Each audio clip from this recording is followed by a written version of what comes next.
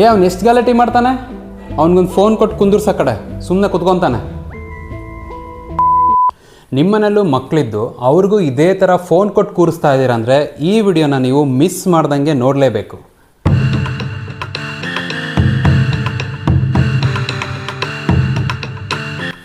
Hi hello ನಮಸ್ಕಾರ, welcome back to Mahesh info YouTube channel. ನಾನು ನಿಮ್ಮ ಪ್ರೀತಿಯ ಮಹೇಶ್. ಇವತ್ತಿನ ಈ ವಿಡಿಯೋದಲ್ಲಿ ಸ್ಕ್ರೀನ್ ಟೈಮ್ ಅನ್ನೋ ಒಂದು ಸೀರಿಯಸ್ ಕಾನ್ಸೆಪ್ಟ್ ಬಗ್ಗೆ ಡಿಸ್ಕಸ್ ಮಾಡೋಕ್ಕೆ ಹೊರಟಿದ್ದೀನಿ. ಇತ್ತೀಚಿನ ದಿನಗಳಲ್ಲಿ ನೀವು ಎಲ್ಲೋದ್ರೂ ಈ ಸ್ಕ್ರೀನ್ಸನ್ನು ನೋಡ್ತೀರಾ. ಅಂದರೆ ಈ ಮೊಬೈಲ್ ಸ್ಕ್ರೀನ್ ಆಗಿರ್ಬೋದು, ಟಿ ವಿ ಸ್ಕ್ರೀನ್ ಆಗಿರ್ಬೋದು, ಲ್ಯಾಪ್ಟಾಪ್ ಸ್ಕ್ರೀನ್ ಆಗಿರ್ಬೋದು, ಕಂಪ್ಯೂಟರ್ ಆಗಿರ್ಬೋದು, ಮತ್ತು ಮಕ್ಕಳಿಗಂತ ಅಥವಾ ನಮ್ಮ ದೊಡ್ಡವರಿಗಂತ ಇತ್ತೀಚೆಗೆ ಬಿಟ್ಟ ಈ ಸ್ಮಾರ್ಟ್ ವಾಚಸ್ ಅಲ್ಲೂ ಕೂಡ ಸ್ಕ್ರೀನ್ಸ್ ಇರ್ತವೆ. ಇನ್ನೂ ಮುಂದುವರೆದು ನೀವು ತಗೊಳ್ಳೋ ಹೊಸ ಕಾರ್ನಲ್ಲೂ ಕೂಡ ದೊಡ್ಡ ದೊಡ್ಡ ಸ್ಕ್ರೀನ್ಸ್ ಅವೈಲೇಬಲ್ ಇರುತ್ತೆ. ಆ ಸ್ಕ್ರೀನ್ಸಲ್ಲಿ ಯೂಟ್ಯೂಬ್ ಅಪ್ಲಿಕೇಶನ್ ಇರುತ್ತೆ, ಗೇಮಿಂಗ್ ಅಪ್ಲಿಕೇಶನ್ಸ್ ಇರುತ್ತೆ. ಅಲ್ಲೂ ಕೂಡ ನಮ್ಮ ಮಕ್ಕಳು ಆ ಸ್ಕ್ರೀನ್ಸ್ನ ನೋಡ್ಕೊತಾನೆ ಟ್ರಾವೆಲ್ ಮಾಡುವಂಥ ಪರಿಸ್ಥಿತಿಗೆ ನಾವು ಬಂದುಬಿಟ್ಟಿದ್ದೀವಿ. ಇಷ್ಟೇ ಯಾಕೆ, ನೀವು ಯಾವುದೇ ಒಂದು ರೋಡಲ್ಲಿ ಹೋಗ್ತಿದ್ದೀರ ಅಂದ್ರೂ ಯಾವುದೋ ಒಂದು ಶಾಪಿಂಗ್ ಕಾಂಪ್ಲೆಕ್ಸ್ ಮೇಲೆ ಒಂದು ದೊಡ್ಡದಾಗಿ ಸ್ಕ್ರೀನ್ ಹಾಕಿರ್ತಾರೆ. ಅಲ್ಲಿ ಟಿ ವಿ ಡಿಸ್ಪ್ಲೇ, ಸ್ಯಾರೀಸ್ ಆಗಿರ್ಬೋದು, ಮತ್ತು ಬಟ್ಟೆ ಶಾಪಿಂಗ್ ಡಿಸ್ಪ್ಲೇ ಕೂಡ ಬರ್ತಾ ಇರುತ್ತೆ. ಸೊ ನಾನು ಹೇಳೋದೇನಪ್ಪ ಅಂದರೆ, ಈಗಿನ ಕಾಲದಲ್ಲಿ ಸ್ಕ್ರೀನ್ಸ್ ಆರ್ ಎವ್ರಿವೇರ್. ಅಂದರೆ ನೀವು ಎಲ್ಲೇ ಹೋದರೂ ಈ ಸ್ಕ್ರೀನ್ಸ್ಗಳಿಂದ ತಪ್ಪಿಸ್ಕೊಳ್ಳೋಕ್ಕೆ ನಿಮಗೆ ಸಾಧ್ಯನೇ ಇಲ್ಲ.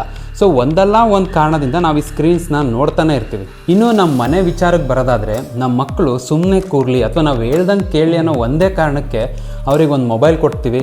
ಆ ಮೊಬೈಲಲ್ಲಿ ಯೂಟ್ಯೂಬ್ ಹಾಕ್ಕೊಡ್ತೀವಿ. ಆ ಯೂಟ್ಯೂಬ್ನಲ್ಲಿ ಯಾವುದೋ ಒಂದು ಕಾರ್ಟೂನು, ಏನೋ ಒಂದು ಸ್ಟೋರಿನೋ ಹಾಕಿ ಅವ್ರನ್ನ ಒಂದು ಮೂಲೆಯಲ್ಲಿ ಕೂರಿಸ್ಬಿಡ್ತೀವಿ. ಸೊ ಈ ಸ್ಕ್ರೀನ್ ಟೈಮ್ ಅನ್ನೋದು ಎಷ್ಟು ಇಂಪಾರ್ಟೆಂಟ್ ನಮ್ಮ ಮಕ್ಕಳಿಗೆ, ಮತ್ತು ಈ ಸ್ಕ್ರೀನ್ ಟೈಮಿಂದ ಮೆಂಟಲಿ ಫಿಸಿಕಲಿ ಯಾವ ಥರ ಎಫೆಕ್ಟ್ ಆಗುತ್ತೆ, ಸೊ ನಮ್ಮ ಮಕ್ಕಳನ್ನ ಈ ಸ್ಕ್ರೀನ್ ಟೈಮಿಂದ ಹೇಗೆ ಬಚಾವ್ ಮಾಡೋದು, ಇದರಲ್ಲಿ ನಮ್ಮ ಪೇರೆಂಟ್ಸ್ನ ಪಾತ್ರ ಎಷ್ಟಿರುತ್ತೆ.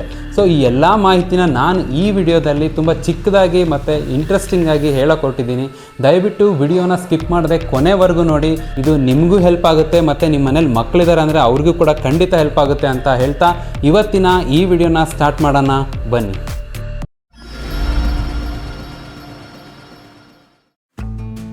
ನೀವು ಒಂದು ಸರಿ ಥಿಂಕ್ ಮಾಡಿ, ನಿಮ್ಮ ಮಗು ದಿನಕ್ಕೆ ಎಷ್ಟು ಗಂಟೆ ನಿಮ್ಮ ಮೊಬೈಲ್ನ ನೋಡ್ತಾ ಇರುತ್ತೆ, ನಿಮ್ಮ ಟಿ ವಿನ ನೋಡ್ತಾ ಇರುತ್ತೆ ಅಂತ. ಮಗು ಆ ಥರ ಮೊಬೈಲ್ಗೆ ಅಡಿಕ್ಟ್ ಆಗೋಕ್ಕೆ ಕಾರಣ ಯಾರು ಹೇಳಿ? ನಾವೇ. ಹೆಂಗಪ್ಪ ಅಂದರೆ, ಆ ಮಗು ಬೆಳಗ್ಗೆ ಎದ್ದಾಗಲಿಂದ ನೀವು ಗಮನಿಸಿ, ಅದು ಸ್ಕೂಲಿಗೆ ಯೂನಿಫಾರ್ಮ್ ಹಾಕಬೇಕಾದ್ರೂ ಕೂಡ ನೀವು ಅವ್ರಿಗೆ ಒಂದು ಸ್ಕ್ರೀನ್ ಇಟ್ಟು ತೋರಿಸ್ತಾ ಇರ್ತೀರ. ಆಮೇಲೆ ಆ ಮಗು ಬೆಳಗ್ಗೆ ತಿಂಡಿ ತಿನ್ನಬೇಕಾದ್ರೂ ಕೂಡ ಅದು ತಿಂಡಿ ತಿನ್ನಲ್ಲ ಅನ್ನೋ ಒಂದೇ ಕಾರಣಕ್ಕೆ ಆ ಮೊಬೈಲಲ್ಲಿ ಒಂದು ಯೂಟ್ಯೂಬ್ ಆನ್ ಮಾಡಿ ಕಾರ್ಟೂನ್ ಹಾಕಿ ಕಾರ್ಟೂನ್ ತೋರಿಸ್ಕೊಂತ ಊಟ ಮಾಡ್ತಿರ್ತೀರ. ಅದಕ್ಕೆ ಅದು ಏನು ತಿಂತಿದೆ ಅಂತಲೇ ಅದಕ್ಕೆ ಗೊತ್ತಿರಲ್ಲ. ನೆಕ್ಸ್ಟು ಸ್ಕೂಲ್ ಮುಗಿಸ್ಕೊಂಡು ಬಂದ ತಕ್ಷಣ ಅದು ಯಾವುದೋ ಒಂದು ಟಿ ವಿಲಿ ಚಿಂಟುನೋ ಪಂಟುನೋ ಯಾವುದೋ ಒಂದು ಚಾನಲ್ ಹಾಕ್ಕೊಂಡು ಒಂದು ಕಾರ್ಟೂನ್ ನೋಡ್ಕೊತ ಕೂತ್ಕೊಂಡಿರುತ್ತೆ. ಹೊರಗಡೆ ಫಿಸಿಕಲ್ ಆ್ಯಕ್ಟಿವಿಟೀಸ್ ಇಲ್ಲ. ಆಮೇಲೆ ಮತ್ತೆ ಊಟ ಮಾಡಿಸಿ ನೀವು ಮಲಗಿಸ್ಬೇಕಾದ್ರೂ ಅದಕ್ಕೆ ಒಂದು ಮೊಬೈಲ್ ತೋರಿಸ್ಕೊಂತಾನೆ ನೀವು ಮಲಗಿಸ್ತಾ ಇರ್ತೀರ. ಸೊ ಇದರಲ್ಲಿ 90% ತಪ್ಪಿರೋದು ನಮ್ಮ ಈ ಪೇರೆಂಟ್ಸ್ಗಳದೆ. ಬಟ್ ಏನಪ್ಪ ಅಂದರೆ, ಪೇರೆಂಟ್ಸ್ಗೂ ವಿಧಿ ಇರಲ್ಲ. ಗಂಡ ಹೆಂಡತಿ ಇಬ್ಬರು ಇರ್ತಾರೆ, ಇಬ್ಬರು ದುಡಿತಾ ಇರ್ತಾರೆ. ಅವ್ರಿಗೆ ಆ ವರ್ಕ್ ಪ್ರೆಷರ್ ಬೇರೆ. ಸೊ ಈ ವರ್ಕ್ ಪ್ರೆಷರಿಂದ ಈ ಮಗು ಬೇರೆ ತಲೆ ತಿಂದರೆ ಅವ್ರಿಗೆ ಇನ್ನೂ ಜಾಸ್ತಿ ಟೆನ್ಷನ್ ಆಗುತ್ತೆ ಅನ್ನೋ ಒಂದು ಕಾರಣಕ್ಕೆ ಅವ್ರು ಯೂಸ್ ಮಾಡ್ತಾ ಇರೋ ಆ ಫೋನ್ನ ಆ ಮಗು ಕೊಟ್ಟು ಯೂಟ್ಯೂಬ್ ಹಾಕಿ ಕೂರಿಸ್ಬಿಡ್ತೀರ. ಇದು ಮೊದಲನೇ ಕಾರಣ. ಇನ್ನು ಎರಡನೇ ಕಾರಣಕ್ಕೆ ಬರೋದಾದರೆ, ಇನ್ನು ನಮ್ಮ ಸ್ಕೂಲ್ಸ್ಗಳು ಯಾವ ಥರ ಆಗೋಗ್ಬಿಟ್ಟಿದ್ದಾವೆ ಅಂದರೆ, ಪ್ರತಿಯೊಂದೂ ಮೊಬೈಲ್ನ ವಾಟ್ಸಪ್ಪಲ್ಲೇ ಕಳಿಸ್ತಾರೆ. ಅಂದರೆ ಈ ನೋಟ್ಸ್ ಬರೆಯೋದಾಗಿರ್ಬೋದು, ಇವತ್ತಿನ ಡೈಲಿ ಹೋಮ್ವರ್ಕ್ ಆಗಿರ್ಬೋದು, ಇವತ್ತು ಆ ಮಗು ಸ್ಕೂಲ್ನಲ್ಲಿ ಮಾಡಿರೋ ಆ್ಯಕ್ಟಿವಿಟೀಸ್ ಆಗಿರ್ಬೋದು. ಸೊ ಎಲ್ಲ ಡೀಟೇಲ್ಸ್ನು ಆ ಫೋನ್ನಲ್ಲೇ ಕಳಿಸೋದ್ರಿಂದ ನಾವು ಅನಿವಾರ್ಯವಾಗಿ ಆ ಫೋನ್ನ ನೋಡಲೇಬೇಕು, ಅದು ಮಗುವಿಗೆ ತೋರಿಸ್ಲೇಬೇಕು. ಈ ನೋಟ್ಸ್ನ ಕಾಪಿ ಮಾಡ್ಕೊ ಅಂತ ಫೋನ್ನ ಆ ಮಗುವಿಗೆ ಕೊಡಲೇಬೇಕು. ಇದು ಒಂದು ಮೇನ್ ರೀಸನ್ ಆಗಿದೆ. ಸೊ ಈಗ ನೀವು ಕೇಳ್ಬೋದು, ಆ ಮಗು ಫೋನ್ ನೋಡ್ತೀರ ನಿಮಗೇನು ರೀ, ಅವ್ರ ಪಾಡಿಗೆ ಅದು ಆ ಮಗು ಪಾಡಿಗೆ ಅದು ಮಗು ನೋಡ್ತಾ ಇರುತ್ತೆ, ನಾವು ನಮ್ಮ ಪಾಡಿಗೆ ನಾವು ಕೆಲಸ ಮಾಡ್ತಾ ಇರ್ತೀವಿ, ನಮಗೂ ಟೆನ್ಷನ್ ಇಲ್ಲ, ಆ ಮಗುಗೂ ಟೆನ್ಷನ್ ಇಲ್ಲ, ಹೊರಗಡೆ ಹೋಗೋ ನೆಸೆಸಿಟಿನೇ ಇಲ್ಲ, ಆರಾಮಾಗೆ ಮನೆಗೆ ಟೈಮ್ ಸ್ಪೆಂಡ್ ಮಾಡ್ತೀವಿ ಅಂತ ನಿಮಗೆ ಅನಿಸ್ತಾ ಇದ್ದರೆ ನಿಜವಾಗ್ಲೂ ಇದೊಂದು ದೊಡ್ಡ ದುರಂತ ಇತ್ತೀಚಿನ ದಿನಗಳಲ್ಲಿ. ಕಾರಣ ಏನಪ್ಪ ಅಂದರೆ, ಈ ಮಗು ಆ ಮೊಬೈಲ್ನ ನೋಡೋದ್ರಿಂದ, ಅಂದರೆ ಅಷ್ಟು ಸ್ಕ್ರೀನ್ಸ್ಗಳನ್ನ ನೋಡೋದ್ರಿಂದ ಅದಕ್ಕೆ ಮೆಂಟಲಿ ಪ್ರಾಬ್ಲಮ್ ಆಗ್ತಿದೆ, ಫಿಸಿಕಲಿ ಪ್ರಾಬ್ಲಮ್ ಆಗ್ತಿದೆ. ಇಷ್ಟೇ ಅಲ್ಲ, ಅದ್ರ ಮುಂದ್ಗಡೆ ಅದು ಫ್ಯೂಚರ್ ಡೆವಲಪ್ಮೆಂಟ್ಗೂ ಅದಕ್ಕೆ ಪ್ರಾಬ್ಲಮ್ಸ್ ಆಗ್ತಾ ಇದೆ. ಸೊ ಆ ಎಲ್ಲ ಪ್ರಾಬ್ಲಮ್ಸ್ನ ನಾವೀಗ ಒಂದೊಂದಾಗೆ ನೋಡ್ತಾ ಹೋಗೋಣ, ಬನ್ನಿ. ಇಂಗ್ಲೀಷ್ನಲ್ಲಿ ಒಂದು ಸೇಯಿಂಗ್ ಇದೆ, ಏನಪ್ಪ ಅಂದರೆ, more screen time means less green time ಅಂತ. ನೀವು ಕೂಡ ಇದನ್ನ ಫೀಲ್ ಮಾಡಿರ್ತೀರ, ನನಗೂ ತುಂಬ ಸರಿ ಅನಿಸಿದೆ. ಏನಪ್ಪ ಅಂದರೆ, ನಾವು ಜಾಸ್ತಿ ಟೆನ್ಷನಲ್ಲಿದ್ದಾಗ, ನಮಗೆ ಜಾಸ್ತಿ ವರ್ಕ್ ಪ್ರೆಷರ್ ಆದಾಗ ಜಸ್ಟ್ 15-20 ಮಿನಿಟ್ಸ್ ಜಸ್ಟ್ ನಾವು ವಾಕಿಂಗ್ ಮಾಡಿದ್ರೆ ಸಾಕು, ನಮ್ಮ ಮೈಂಡ್ ರಿಲ್ಯಾಕ್ಸ್ ಆಗುತ್ತೆ. ಕಾರಣ ಏನಪ್ಪ ಅಂದರೆ, ನಮ್ಮ ಪ್ರಕೃತಿಗೆ ಅಥವಾ ನಮ್ಮ ಸುತ್ತಮುತ್ತಲಿರೋ ಪರಿಸರಕ್ಕೆ ಅಷ್ಟೊಂದು ಪವರ್ ಇದೆ. ಸೇಮ್ ಲೈಕ್ ಮಕ್ಕಳಿಗೂ ಇವಾಗ ನಾವು ಅವರಿಗೆ ಸ್ಕ್ರೀನ್ ಕೊಟ್ಟು ಒಳಗೆ ಕೂರಿಸೋದ್ರಿಂದ ಅವರು ಹೊರಗಡೆ ಪರಿಸರನ ಎಕ್ಸ್ಪೀರಿಯೆನ್ಸೇ ಮಾಡಲ್ಲ. ಇನ್ನು ನೀವು ಬೆಂಗಳೂರಿನಂಥ ಸಿಟಿನಲ್ಲಿ ಇದ್ದೀರಾ ಅಂದರೆ, ನೀವೇನಾದರೂ ಅಪಾರ್ಟ್ಮೆಂಟಲ್ಲಿ ವಾಸ ಮಾಡ್ತಿದ್ದೀರಾ ಅಂದರೆ ಅವರಿಗೆ ಆ ಅಪಾರ್ಟ್ಮೆಂಟ್ ಕಾಂಪೌಂಡೇ ಒಂದು ಬಾರ್ಡ್ರ್ ಆಗಿರುತ್ತೆ. ಅವರು ಅದರಿಂದ ಹೊರಗೂ ಬರಲ್ಲ, ಮತ್ತು ಮನೆಯಿಂದ ಹೊರಗೆ ಬಂದರೆ ಸಾಕಾಗಿರುತ್ತೆ, ಇನ್ನು ಆ ಕಾಂಪೌಂಡಿಂದ ಹೊರಗೆಲ್ಲ ಹೋಗ್ತಾರೆ. ಸೊ ಇದರಿಂದ ಏನಾಗುತ್ತೆ, ಅವರು ಹೊರ್ಗಡೆ ಪ್ರಪಂಚನ ಎಕ್ಸ್ಪೀರಿಯೆನ್ಸ್ ಮಾಡಲ್ಲ, ಮತ್ತು ನಮ್ಮ ಈ ಸುತ್ತಮುತ್ತ ಪರಿಸರನ ಅವರು ಎಂಜಾಯ್ ಮಾಡಲ್ಲ, ನೋಡಲ್ಲ. ಇದಕ್ಕೆ ಮುಖ್ಯ ಕಾರಣ ಏನಪ್ಪ ಅಂದರೆ ಇಂಡೋರ್ ಗೇಮ್ಸ್. ಅಂದರೆ ನಾವು ಅವರಿಗೆ ಒಂದು ಫೋನ್ ಕೊಟ್ಟು ಅಥವಾ ಮನೆಯಲ್ಲೇ ಅವ್ರನ್ನ ಕೂರಿಸ್ಬಿಡ್ತೀವಿ, ಅವ್ರಿಗೆ ಹೊರಗಡೆ ಆಟ ಆಡೋಕ್ಕೆ ನಾವು ಬಿಡ್ತಾ ಇಲ್ಲ. ಇದು ಮೇನ್ ಕಾರಣ. ಇದರಿಂದ ಏನಾಗುತ್ತಪ್ಪ ಅಂದರೆ ಆ ಮಗುವಿಗೆ ಒಂದೇ ಪ್ಲೇಸಲ್ಲಿ ಇದ್ದು ಒಂಥರ ಸ್ಟ್ರೆಸ್ ಡೆವಲಪ್ ಆಗುತ್ತೆ. ಆ ಕಾಮ್ನೆಸ್ ಅನ್ನೋದೇ ಆ ಮಗುಗಿರೋದಿಲ್ಲ. ಇದಕ್ಕೆ ನಾವು ಹೇಳ್ತೀವಿ ಹೈಪರ್ ಆ್ಯಕ್ಟಿವ್ ಆಗ್ತವೆ. ಅಂದರೆ ಮಕ್ಕಳು ಹೈಪರ್ ಆ್ಯಕ್ಟಿವ್ ಆಗ್ತವೆ ಮತ್ತು ಅವು ಬೇಗ ಇರಿಟೇಟ್ ಮಾಡ್ಕೊತವೆ. ನೀವು ಏನಾದರೂ ಒಂದು ಹೇಳಿದ್ರೆ ಸಾಕು ಅವು ಬೇಗ ಇರಿಟೇಟ್ ಮಾಡ್ಕೊಳೋದು ಮತ್ತು ಕೋಪ ಮಾಡ್ಕೊಳೋದು. ಇದಕ್ಕೆ ಮೇನ್ ಕಾರಣ ಏನಪ್ಪ ಅಂದರೆ ಅವ್ರನ್ನ ಮನೆಯಲ್ಲೇ ಕೂರಿಸೋದು ಮತ್ತು ಅವಕ್ಕೊಂದು ಫೋನು ಏನೋ ಒಂದು ಕೊಟ್ಟು ಒಂದೇ ಪ್ಲೇಸಲ್ಲಿ ಕೂರಿಸ್ಬಿಡೋದು. ಇವೆಲ್ಲ ಒಂದು ಕಾಮನ್ ಪ್ರಾಬ್ಲಮ್ಸು ಈಗಿನ ಮಕ್ಕಳಲ್ಲಿ ಅಂತ ನಾನು ಹೇಳ್ಬೋದು. ಇದಕ್ಕೆ ಮೇನ್ ಕಾರಣ ಏನಪ್ಪ ಅಂದರೆ they are not paying attention to the outside world. ಅಂದರೆ ಅವರಿಗೆ ಹೊರಗಡೆ ಏನು ನಡೀತಾ ಇದೆ ಅಂತಲೇ ಅವಕ್ಕೆ ಗೊತ್ತಾಗಲ್ಲ. ಇನ್ನೂ ಸೀರಿಯಸ್ ಪ್ರಾಬ್ಲಮ್ಗೆ ಬರೋದಾದರೆ ಅವಕ್ಕೆ ಒಂದು ಇಮ್ಯಾಜಿನೇಷನ್ ಪವರ್ ಅನ್ನೋದೇ ಕಳ್ಕೊತವೆ. ಫಾರ್ ಎಕ್ಸಾಂಪಲ್ ಹೇಳ್ತೀನಿ ಕೇಳಿ, ನಾವು ಚಿಕ್ಕವರಿದ್ದಾಗ ಏನೋ ಒಂದು ಕತೆ ಹೇಳ್ಬೋದು. ಅಂದರೆ ಇಂಥ ಒಬ್ಬ ರಾಜ ಇದ್ದ, ಅವನಿಗೆ ಅರಮನೆ ಇತ್ತು, ಅಲ್ಲಿ ಒಂದು 10-15 ಕುದುರೆಗಳಿದ್ವು, 10 ಆನೆಗಳಿದ್ವು. ಅಂದರೆ ನಾವು ರಾಜ ಅಂದರೆ ಹಿಂಗಿರ್ತಾನೆ, ಅರಮನೆ ಅಂದರೆ ಇಷ್ಟು ದೊಡ್ಡ ಮನೆ ಇರುತ್ತೆ. ಸೊ ಈ ಥರ ನಮ್ಮದೇ ಆದ ಪ್ರಪಂಚದಲ್ಲಿ ನಾವೊಂದು ಇಮ್ಯಾಜಿನೇಷನ್ ಮಾಡ್ಕೊತಿದ್ವಿ. ಬಟ್ ಈಗಿನ ಮಕ್ಕಳಲ್ಲಿ ಆ ಇಮ್ಯಾಜಿನೇಷನ್ ಮಾಡ್ಕೊಳ್ಳೋ ಪವರು ಕೂಡ ಕಡಿಮೆ ಆಗ್ತಿದೆ ಅಂತ ರಿಪೋರ್ಟ್ಸ್ ಹೇಳ್ತಾ ಇದೆ. ಕಾರಣ ಏನಪ್ಪ ಅಂದರೆ ಸ್ಕ್ರೀನ್. ನೀವು ಅವರಿಗೆ ಒಂದು ಕತೆ ಹೇಳಿ ಅವು ಇಮ್ಯಾಜಿನೇಷನ್ ಮಾಡ್ಕೊಳಲ್ಲ.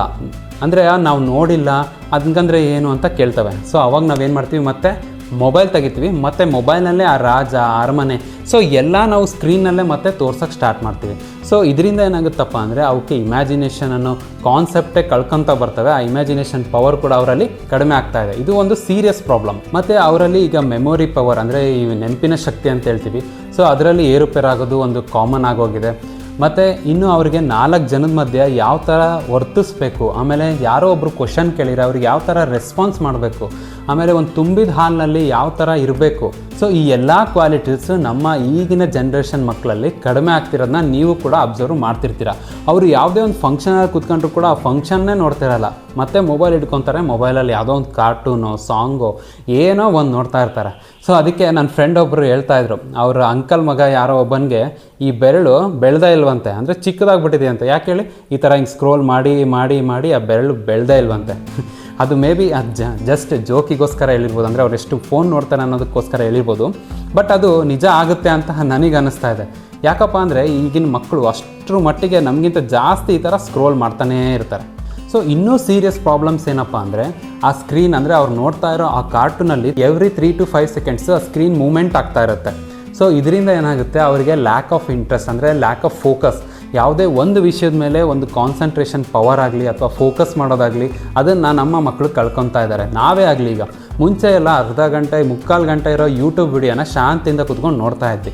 ಬಟ್ ಈಗ ಏನಾಗ್ಬಿಟ್ಟಿದೆ, 30 secondsನ ರೀಲ್ಸ್ನ ನೋಡಿ ನೋಡಿ ನೋಡಿ 5 minutes ಯೂಟ್ಯೂಬ್ ವಿಡಿಯೋ ನೋಡೋಕ್ಕೂ ನಮಗೆ ಆಗ್ತಾ ಇಲ್ಲ. ಅಂದರೆ ನಾವು ಅಷ್ಟೊಂದು ಲ್ಯಾಕ್ ಆಫ್ ಫೋಕಸ್ನ, ಅಂದರೆ ಫೋಕಸ್ ಮಾಡೋದನ್ನ ನಾವು ಕಳ್ಕೊಂಡ್ಬಿಟ್ಟಿದ್ದೀವಿ. ಸೊ ಇದನ್ನು ಕೂಡ ನಾವು ನಮ್ಮ ಮಕ್ಕಳಲ್ಲಿ ನೋಡ್ತಾ ಇದ್ದೀವಿ. ಸೊ ಇದರಿಂದ ಅವರಿಗೆ ಲ್ಯಾಕ್ ಆಫ್ ಕಾನ್ಸಂಟ್ರೇಷನ್, ಅಂದರೆ ಕಾನ್ಸಂಟ್ರೇಷನ್ ಮಾಡೋಕ್ಕಾಗ್ತಿಲ್ಲ, ಫೋಕಸ್ ಮಾಡೋಕ್ಕಾಗ್ತಿಲ್ಲ, ಮತ್ತು ಓವರ್ ಥಿಂಕಿಂಗ್ ಮಾಡ್ತವೆ. ನೀವೇನೇ ಒಂದು ಹೇಳಿರೋ ಅವು ಮಕ್ಕಳು ಸ್ವಲ್ಪ ಜಾಸ್ತಿ ಥಿಂಕ್ ಮಾಡೋಕ್ಕೆ ಸ್ಟಾರ್ಟ್ ಮಾಡ್ತವೆ. ಆಮೇಲೆ ಒಂದು ಡಿಸಿಷನ್ ಮೇಕಿಂಗ್ನಲ್ಲಿ ಅವ್ರು ಎಡುತ್ತಾರೆ. ಅಂದರೆ ಅವಕ್ಕೆ ಆ ಪವರ ಇರೋಲ್ಲ, ಧೈರ್ಯ ಇರೋಲ್ಲ. ಒಳಗೆ ಕೂರಿಸಿರೋ ಅವಕ್ಕೆ ಧೈರ್ಯ ಎಲ್ಲಿಂದ ಬರಬೇಕು? 4 ಜನದ ಮಧ್ಯೆ ಬಿಟ್ಟರೆ ತಾನೇ ಮಕ್ಕಳು ಸ್ವಚ್ಛಂದವಾಗಿ ಬೆಳ್ಕೊಂಡು ಅವಕ್ಕೂ ಕೂಡ ಧೈರ್ಯ ಬರೋದು. ಸೊ ಇವೆಲ್ಲ ಮೆಂಟಲಿ ಎಫೆಕ್ಟ್ ಆಗ್ತಾ ಇರೋ ಪ್ರಾಬ್ಲಮ್ಸ್. ನೆಕ್ಸ್ಟ್ ಬರೋಣ ನಾವು ಫಿಸಿಕಲಿ ನಮ್ಮ ಮಕ್ಕಳು ಯಾವ ಥರ ಡಲ್ ಆಗ್ತಾ ಇದ್ದಾರೆ ಅನ್ನೋದನ್ನ ಈಗ ಹೇಳ್ತಾ ಹೋಗ್ತೀನಿ. ನಾನು ಒಂದು ಹಳ್ಳಿಗೆ ಹೋಗಿದ್ದೆ. ಆ ಹಳ್ಳಿಲಿ ಒಬ್ಬ ಅಜ್ಜಿ ಹೇಳ್ತಾಯಿದ್ರು, ನಮ್ಮ ಮೊಮ್ಮಗ ಎಷ್ಟು ಇಂಟಲ್ಲಿ ಎಷ್ಟು ಫಾಸ್ಟ್ ಇದ್ದಾನೆ ಅಂದರೆ, ನಾವೊಂದು ಫೋನ್ ಕೊಟ್ಟರೆ ಸಾಕು, ಅಂದರೆ ಅವ್ರ ಅಪ್ಪನ ಫೋನ್ ಇಸ್ಕೊಂಡು ಅವನೇ ಲಾಕ್ ತೆಗೆದು ಯೂಟ್ಯೂಬ್ನ ಹಾಕ್ಕೊಂಡು ಒಂದು ಕಾರ್ಟೂನ್ ಹಾಕ್ಕೊಂಡು ಕೂತ್ಕೊಂಡ್ಬಿಡ್ತಾನಂತೆ. ಸೊ ಅಷ್ಟರ ಮಟ್ಟಿಗೆ ಅವ್ರ ಮೊಮ್ಮಗ ಫಾಸ್ಟ್ ಇದ್ದಾನೆ ಅಂತ ಆ ಅಜ್ಜಿ ಹೇಳ್ತಾಯಿದ್ರು. ಅಫ್ಕೋರ್ಸ್ ಎಲ್ರಿಗೂ ಆ ವಿಷಯ ಖುಷಿ ಆಗುತ್ತೆ. ಈಗಿನ ಮಕ್ಕಳು, ಅಂದರೆ ಈಗಿನ ಜನ್ರೇಷನ್ನು ತುಂಬಾ ಫಾಸ್ಟ್ ಇದ್ದಾರೆ, ಕ್ವಿಕ್ ಇದ್ದಾರೆ. ಬಟ್ ಅದೇ ಅತಿ ಆಯಿತು ಅಂದರೆ ಅವರು ಮೆಂಟಲಿ ಮತ್ತು ಫಿಸಿಕಲಿ ಎಷ್ಟು ಮಟ್ಟಿಗೆ ಕುಗ್ಗೋಗ್ತಾರೆ ಅನ್ನೋದನ್ನು ಕೂಡ ನಾವು ತಿಳ್ಕೊಬೇಕು.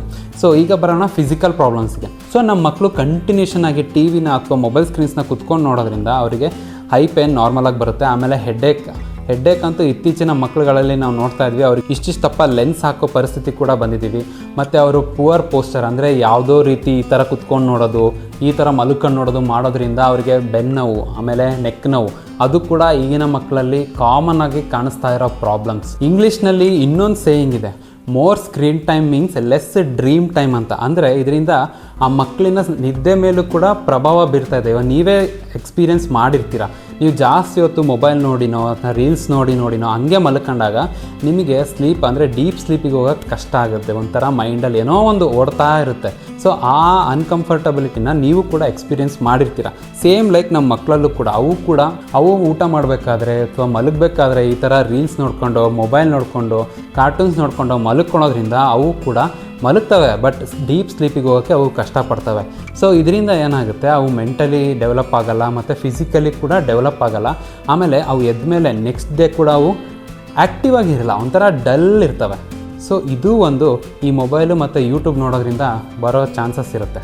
ಇದೇ ಥರ ಸುಮಾರು ಫಿಸಿಕಲಿ ಪ್ರಾಬ್ಲಮ್ಸ್ನ ನಮ್ಮ ಮಕ್ಕಳಲ್ಲಿ ನೋಡ್ತೀವಿ. ನಾವೀಗ ಹೊರಗೆ ಆಟ ಆಡೋಕ್ಕೆ ಕಳಿಸ್ತೇ ಇರೋದ್ರಿಂದ ಅವರು ಫಿಸಿಕಲಿ ಡೆವಲಪ್ಮೆಂಟಲ್ಲಿ ಅವ್ರು ಕಡಿಮೆ ಆಗ್ತಿದ್ದಾರೆ. ಬೋನ್ಸು ಸ್ಟ್ರಾಂಗ್ ಆಗೋಲ್ಲ. ಅವರು ಹೊರಗಡೆ ಓಡೋದು, ಆಟ ಆಡೋದು ಮಾಡದೇ ಇರೋ ಕಾರಣ, ಕುತ್ಕೊಂಡೇ ತಿನ್ನೋದು, ಕುತ್ಕೊಂಡೇ ಟಿ ವಿ ನೋಡೋದು ಮಾಡ್ತಾ ಇರೋದ್ರ ಕಾರಣ ಅವರಲ್ಲಿ ಒಬೆಸಿಟಿನ ನೋಡ್ತಾ ಇದ್ದೀವಿ. ಅಂದರೆ ಈಗಿನ ಮಕ್ಕಳು ಅವರು ಓವರ್ ವೆಯ್ಟ್ ಆಗೋದನ್ನ ನಾವು ನೋಡ್ತಾ ಇದ್ದೀವಿ. ಸೊ ಇದು ಕೂಡ ಒಂದು ಸೀರಿಯಸ್ ಪ್ರಾಬ್ಲಮ್ ಆಗ್ತಾ ಇದೆ ಇತ್ತೀಚಿನ ದಿನಗಳಲ್ಲಿ. ಸೊ ಹೀಗೆ ಸುಮಾರು ಪ್ರಾಬ್ಲಮ್ಸ್ನ ನಾನು ನಿಮ್ಮ ಮುಂದೆ ಹೇಳ್ತಾ ಹೋಗ್ಬೋದು. ಸೊ ಈಗ ಬರೋಣ ಇವನ್ನೆಲ್ಲ ಹೇಗೆ ಅವಾಯ್ಡ್ ಮಾಡೋದು ಮತ್ತು ಈ ಸ್ಕ್ರೀನ್ ಟೈಮ್ನಿಂದ ನಮ್ಮ ಮಗನ ತಪ್ಪಿಸೋದು ಹೇಗೆ ಅಂತ. ಸೊ ಫಸ್ಟ್ ಆಫ್ ಆಲ್ ನಾನು ಹೇಳೋದೇನಪ್ಪ ಅಂದರೆ, ಪೇರೆಂಟ್ಸು ನಿಮ್ಮ ಮನೇಲಿರೋ ಮಕ್ಕಳಿಗೆ ಸ್ಟ್ರಿಕ್ಟಾಗಿ ಹೇಳ್ಬಿಡ್ಬೇಕು. ಏನಪ್ಪ ಅಂದರೆ, ನೀವು ದಿನಕ್ಕೆ ಅಂದರೆ ಒಂದು ದಿನಕ್ಕೆ ಕೇವಲ 1 ಗಂಟೆನ ಸ್ಕ್ರೀನ್ ನೋಡಬೇಕು. ಅದು ಟಿ ವಿ ಆಗಿರ್ಬೋದು, ಮೊಬೈಲ್ ಆಗಿರ್ಬೋದು, ಏನೇ ಆಗಿರ್ಬೋದು. ಆಮೇಲೆ ಆ 1 ಅವರಲ್ಲಿ ನೀವು ನಿಮ್ಮ ಮೊಬೈಲ್ನಲ್ಲಿರೋ ಯೂಟ್ಯೂಬ್ ಹಾಕಿ ಕೊಡೋದ್ರಿಂದ ಆ ಮಗುವಿಗೆ ಮತ್ತೆ ಪ್ರಾಬ್ಲಮ್ ಆಗುತ್ತೆ. ಹೇಗಪ್ಪ ಅಂದರೆ, ರೆಕಮೆಂಡೇಷನ್ ಮೂಲಕ ಬರೋ ವಿಡಿಯೋಸು ಆ ಮಗುವಿಗೆ ಏಜ್ಗಿಂತ ಜಾಸ್ತಿ ಇನ್ಫಾರ್ಮೇಷನ್ನ ತುಂಬ್ತಾ ಹೋಗ್ತವೆ. ಸೊ ಇದರಿಂದ ಆ ಮಗುವಿಗೆ ಬೇಡವಾಗ್ದಿರೋ ಅಂದರೆ ಆ ವಯಸ್ಸಿಗೆ ಬೇಡವಾಗ್ದಿರೋ ಇನ್ಫಾರ್ಮೇಷನ್ ಕೂಡ ಸಿಗ್ತಾ ಹೋಗುತ್ತೆ. ಇದನ್ನು ಹೇಗಪ್ಪ ಅವಾಯ್ಡ್ ಮಾಡೋದು ಅಂತ ಕೇಳಿದರೆ, ಇದೇ ಯೂಟ್ಯೂಬ್ ಕಿಡ್ಸ್ ಅಂತ ಒಂದು ಅಪ್ಲಿಕೇಶನ್ ಇದೆ. ಆ ಯೂಟ್ಯೂಬ್ ಕಿಡ್ಸ್ ಅಪ್ಲಿಕೇಶನ್ನ ನಿಮ್ಮ ಮೊಬೈಲ್ನಲ್ಲಿ ಇನ್ಸ್ಟಾಲ್ ಮಾಡ್ಕೊಳ್ಳಿ. ನೀವು ಮಕ್ಕಳಿಗೆ ಕೊಟ್ಟಾಗ ಅದೇ ಅಪ್ಲಿಕೇಶನ್ನ ಓಪನ್ ಮಾಡಿಕೊಡಿ, ಅಂದರೆ ಯೂಟ್ಯೂಬ್ ಕಿಡ್ಸ್. ಇದರಿಂದ ಕೇವಲ ಮಕ್ಕಳು ವಿಡಿಯೋ ಮತ್ತು ಮಕ್ಕಳು ಕಾರ್ಟೂನ್ಸ್ ಬರುತ್ತೆ. ಮತ್ತು ಅದರಲ್ಲಿ ನೀವು ಟೈಮ್ ಕೂಡ ಸೆಟ್ ಮಾಡ್ಬೋದು. ಅಂದರೆ 1 ಅವರ್, ಅಂದರೆ 1 ಅವರ್ ಆಗ್ತಿದ್ದಂಗೆ ಅದು ಆಟೋಮೆಟಿಕ್ ಆಫ್ ಆಗುತ್ತೆ ಮತ್ತು ಆನ್ ಆಗೋದಿಲ್ಲ. ಸೊ ಈ ಥರ ಫೀಚರ್ಸ್ನ ಯೂಸ್ ಮಾಡೋದ್ರಿಂದ ಈ ಸ್ಕ್ರೀನ್ ಟೈಮ್ನ ನಾವು ಕಡಿಮೆ ಮಾಡ್ಬೋದು. ಸೊ ಇನ್ನೊಂದು ಯೂಸ್ಫುಲ್ ಟಿಪ್ ಏನಪ್ಪ ಅಂದರೆ, ಇದೇ 1 ಅವರ್ ಟೈಮಲ್ಲಿ ನೀವು ನಿಮ್ಮ ಮಕ್ಕಳಿಗೆ ಅಂದರೆ ನಿಮ್ಮ ಫೋನಿಂದ ನಿಮ್ಮ ಅಜ್ಜಿನೋ ಅಥವಾ ಊರಲ್ಲಿರೋ ಯಾರೋ ನಿಮಗೆ ಹತ್ತಿರವಾದವ್ರಿಗೆ ವಿಡಿಯೋ ಕಾಲ್ ಮಾಡಿಸಿ ಆ ವಿಡಿಯೋ ಕಾಲ್ನಿಂದ ಮಾತಾಡಿಸ್ಬೇಕು ನಿಮ್ಮ ಮಕ್ಕಳ ಕೈಯಿಂದ. ಸೊ ಇದರಿಂದ ನಮ್ಮ ಮಕ್ಕಳು ಕಮ್ಯುನಿಕೇಷನಲ್ಲೂ ಡೆವಲಪ್ ಆಗ್ತಾರೆ. ನಮ್ಮ ಅಜ್ಜಿ ಹೇಗಿದ್ದಾರೆ, ನಮ್ಮ ತಾತ ಹೇಗಿದ್ದಾರೆ. ಸೊ ಈ ಡೈಲಿ ಈ ಥರ ಮಾತಾಡೋದ್ರಿಂದ ಅವ್ರಿಗೂ ಕೂಡ ಆ ಸಂಬಂಧ ಹತ್ತಿರ ಆಗ್ತಾ ಹೋಗುತ್ತೆ. ಆ 1 ಅವರ್ ಸ್ಕ್ರೀನ್ ಟೈಮಲ್ಲಿ ಈ ವಿಡಿಯೋ ಕಾಲ್ನ ಇನ್ಕ್ಲೂಡ್ ಮಾಡಿ. ನಮ್ಮ ಮಕ್ಕಳು ಮೆಂಟಲಿ ಮತ್ತು ಫಿಸಿಕಲಿ ಡೆವಲಪ್ಮೆಂಟಲ್ಲಿ ನಮ್ಮ ಪೇರೆಂಟ್ಸ್ನ ಪಾತ್ರ ತುಂಬಾ ಮುಖ್ಯವಾಗಿರುತ್ತೆ. ಸೊ ನಾವು ಯಾವ ಥರ ನಮ್ಮ ಮಕ್ಕಳ ಜೊತೆ ಟೈಮ್ ಸ್ಪೆಂಡ್ ಮಾಡ್ತಾ ಇದ್ದೀವಿ ಅಂತ ನಾವು ಫಸ್ಟ್ ತಿಳ್ಕೊಬೇಕು.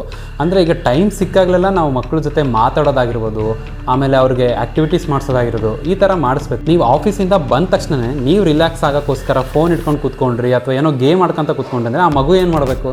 ಸೊ ಅದಕ್ಕೆ ಆ ಮಗು ಜೊತೆ ನೀವು ಕೂಡ ಟೈಮ್ ಸ್ಪೆಂಡ್ ಮಾಡಬೇಕು. ಇದರಿಂದ ಮಗು ಮತ್ತು ನಿಮ್ಮ ಮಧ್ಯೆ ಇರೋ ಬಾಂಡಿಂಗ್ ಜಾಸ್ತಿ ಆಗ್ತಾ ಹೋಗುತ್ತೆ. ಆಮೇಲೆ ಆದಷ್ಟು ನಾವು ಈ ಫೋನ್ನ ದೂರ ಇಡಬೇಕು. ಇನ್ನು ವೀಕೆಂಡ್ ಡೇಸ್ ಅಂತೂ ತುಂಬಾ ಯೂಸ್ಫುಲ್ ಮಾಡ್ಕೋಬೇಕು. ಹೆಂಗಪ್ಪ ಅಂದರೆ, ಇವತ್ತು ವೀಕೆಂಡ್ ಇದೆ, ಅವ್ರ ಮಕ್ಕಳು ನೋಡ್ಕೊಂಡು 3-4 ಅವರ್ಸ್ ಅಂತ ಬಿಡಬಾರ್ದು. ಅವ್ರನ್ನ ನಾವು ಹೊರಗಡೆ ಕರ್ಕೊಂಡು ಹೋಗ್ಬೇಕು. ಪಾರ್ಕಿಗೆ ಕರ್ಕೊಂಡು ಹೋಗೋದಾಗಿರ್ಬೋದು, ಹೊರಗಡೆ ಹೊಸ ಪ್ಲೇಸಿಗೆ ಕರ್ಕೊಂಡು ಹೋಗೋದಾಗಿರ್ಬೋದು, ಅಥವಾ ಏನು ಬೇಡ, ನಿಮ್ಮ ಹಳ್ಳಿಗೆ ಹೋಗಿ ನಿಮ್ಮ ಅಜ್ಜಿ ಜೊತೆಗೆ ಮಾತಾಡಿಸಿ ಅಲ್ಲಿರೋ ಪರಿಸರನ ಪರಿಚಯ ಮಾಡಿ, ನಿಮ್ಮ ಹೊಲಕ್ಕೆ ಹೋಗಿ, ನಿಮ್ಮ ತೋಟಕ್ಕೆ ಹೋಗಿ.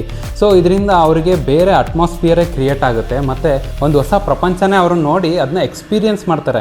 ಇದರಿಂದ ಏನು ಹೆಲ್ಪ್ ಆಗುತ್ತೆ ಅಂದರೆ, ಅವರಿಗೆ ಹೊಸ ಕಾನ್ಸೆಪ್ಟ್ ಬರ್ತವೆ ಮೈಂಡಲ್ಲಿ ಮತ್ತು ತುಂಬ ಕ್ರಿಯೇಟಿವ್ ಆಗಿ ನಮ್ಮ ಮಕ್ಕಳು ಬೆಳೆಯೋಕ್ಕೆ ಸ್ಟಾರ್ಟ್ ಆಗ್ತಾರೆ. ನಮ್ಮ ಸುತ್ತಮುತ್ತಲಿರೋ ಈ ನೇಚರ್ ಜೊತೆ ಒಂದು ಸಂಬಂಧ ಅವರಿಗೆ ಸ್ಟಾರ್ಟ್ ಆಗ್ತಾ ಹೋಗುತ್ತೆ. ಸೊ ಇದರಿಂದ ಅವ್ರ ಮೆಂಟಲಿ ಕೂಡ ಕಾಮ್ನೆಸ್, ಅಂದರೆ ನಾನು ಆಗಲೇ ಹೇಳಿದ್ನಲ್ಲ, ಪರಿಸರ ಒಂದು ಕಾಮ್ ಆಗಿರೋದ್ರಿಂದ ನಮಗೂ ಕೂಡ ಕಾಮ್ನೆಸ್ ತರಿಸುತ್ತೆ ಅಂತ.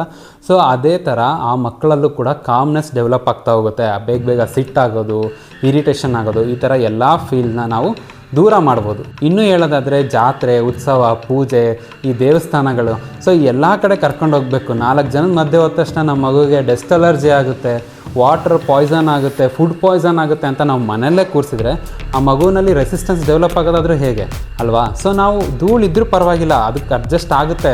ಈಗ ಹಳ್ಳಿಲಿರೋ ಮಗು ಯಾವ ಥರ ಅದೇ ಧೂಳನ್ನಲ್ಲೇ ಬೆಳೆದು ಅದು ಎಷ್ಟು ಗಟ್ಟಿಯಾಗಿ ಇರುತ್ತೆ ಅಲ್ವಾ?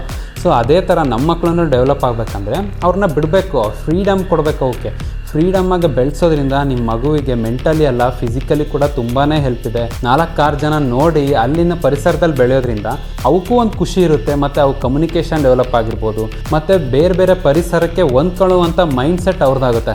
ಇವಾಗ ನೀವು ಮುಂದೊಂದು ದಿನ ಅದೇ ಮಗುನ ತಗೊಂಡೋಗಿ ಹಾಸ್ಟೆಲಲ್ಲಿ ಹಾಕ್ತೀರಾ. ಸೊ ಹಾಸ್ಟೆಲಲ್ಲಿ ಹೊಂದ್ಕೊಳಕ್ಕೆ ಆ ಮಗು ತುಂಬಾ ಕಷ್ಟಪಡುತ್ತೆ, ಯಾಕಂದರೆ ನಿಮ್ಮ ಅಂಡರಲ್ಲೇ ಇಟ್ಕೊಂಡು ಮನೇಲೇ ಬೆಳೆಸ್ಬಿಟ್ಟಿರ್ತೀರ. ಸೊ ಅದಕ್ಕೆ ತುಂಬ ಕಷ್ಟಪಡುತ್ತೆ ಹಾಸ್ಟೆಲಿಗೆ ಹೋದ್ಮೇಲೆ.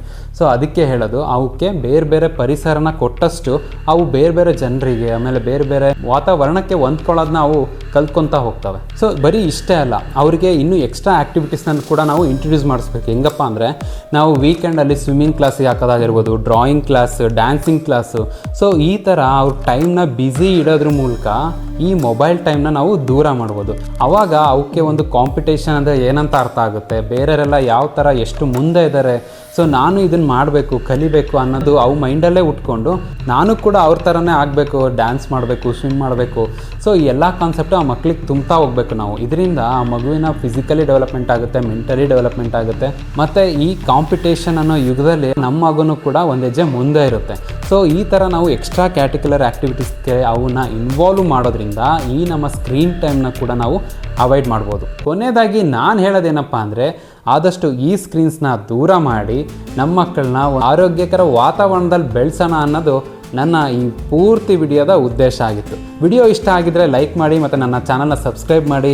ಇದೇ ಥರ ಇಂಟ್ರೆಸ್ಟಿಂಗ್ ಮತ್ತು ಇನ್ಫಾರ್ಮೇಟಿವ್ ವಿಡಿಯೋವೊಂದಿಗೆ ನಿಮ್ಮ ಮುಂದೆ ಬರ್ತೀನಿ ಅಂತ ಹೇಳ್ತಾ ಇವತ್ತಿನ ಈ ವಿಡಿಯೋನ ಇಲ್ಲಿಗೆ ಮುಗಿಸ್ತಾ ಇದ್ದೀನಿ. ಜೈ ಹಿಂದ್, ಜೈ ಕರ್ನಾಟಕ ಮಾತೆ. ಧನ್ಯವಾದಗಳು.